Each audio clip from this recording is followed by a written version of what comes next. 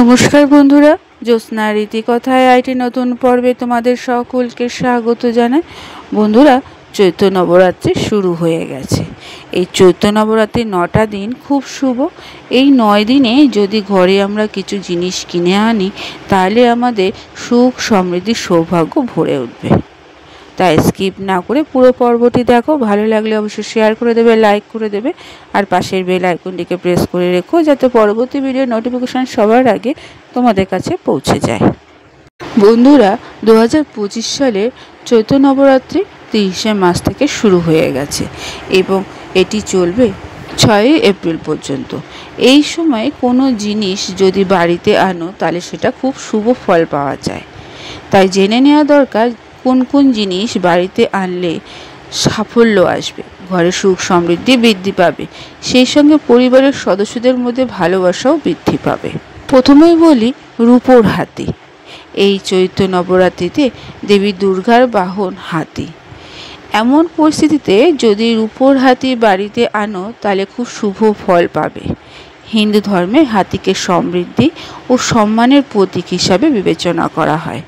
অতএব এটি রূপোর হাতি যদি বাড়িতে আনো, তাহলে আর্থিক অবস্থা মজবুত হবে। দ্বিতীয়ত, 16 সিঙ্গার অর্থাৎ সাজগোজের জিনিস। 16 সিঙ্গার ছাড়া মা দুর্গার পুজো অসম্পূর্ণ। তাই নবরাত্রির সময় 16 সিঙ্গারের জিনিসপত্র আনতে পারো। বাড়িতে মন্দিরে মা দুর্গার ছবি বা প্রতিমার সামনে এগুলি অর্পণ করবে, ফলে দেবী মার আশীর্বাদ অব্যাহত থাকবে। তৃতীয়ত, শঙ্খ।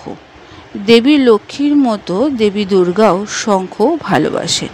নবরাত্রির সময় বাড়িতে শঙ্খর পুজো করলে এবং স্থাপন করলে খুব শুভ ফল পাওয়া যায়। এরপরে বলি পদ্মফুল। পদ্মফুল দেবী লক্ষ্মীর প্রিয় ফুল। নবরাত্রি পুজোর সময় দেবী দুর্গাকে পদ্মফুল অর্পণ করো। এটি করলে ঘরের সম্পদ কখনোই অভাব হবে না, বরং সুখ সমৃদ্ধি বৃদ্ধি পাবে। সর্বশেষ বলি সোনা বা রূপোর মুদ্রা। নবরাত্রির 9টা দিন অত্যন্ত শুভ। তাই এই সময় যদি সোনা বা রূপোর মুদ্রা বা গয়না কেনা যায়, তাহলে সেটি খুব শুভ হবে।